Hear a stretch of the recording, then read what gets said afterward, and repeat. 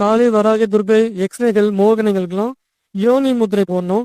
யோனி முத்திரையில் வந்து ஒரு 12 முத்திரைகள் இருக்கு. 12 முத்திரைகள் வந்து இப்போ நான் சொல்லிக் கொடுக்க மாட்டேன். ஒரே ஒரு முத்திரை மட்டும் யோனி முத்திரையில் பேசிக் ஃபர்ஸ்ட் முத்திரை சொல்லிக் கொடுக்குறேன். அந்த முத்திரை மட்டும் போட்டு நீங்கள் ஜெபம் பண்ணீங்க. மற்ற மந்திரம் வந்து யாருக்கும் சொல்லி தர மாட்டேன். மற்ற மந்திரம் வந்து ரகசியமா வச்சிருக்கேன்.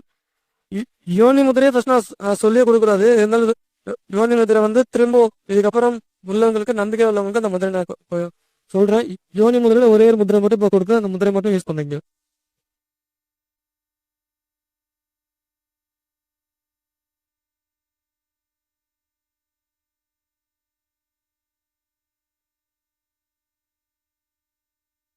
இந்த முத்திரை வரும், கை சேர்த்து வைக்கணும்.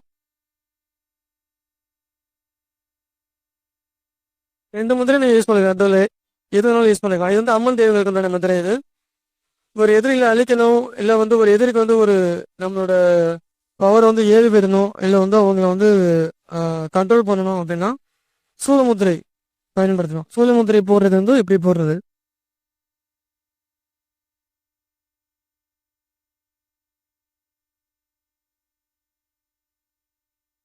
இந்த மாதிரி இந்த மாதிரி வச்சுக்கணும். கை திரிசூலம் மாதிரி இப்படின்னு கை வச்சுட்டு இப்படியும் ஜெபம் பண்றமா இருந்தா இப்படி ஜெபம் பண்ணலாம். இல்லை இவங்களுக்கு உண்டான முதிரை எதிரில் அழிக்கிறதுக்கு இல்லை தண்டிக்கிறதுக்கு அவனை கண்ட்ரோல் பண்றதுக்கு உண்டான முதிரை.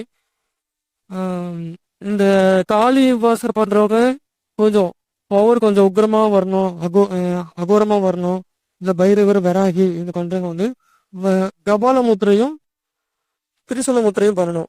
கபால முத்திரை வந்து எதுக்காகனா நம்ம மண்டோட கையில வச்சுட்டு மந்திரம் ஜெபம் பண்ண சொல்றதுதான் கபால முத்திரை.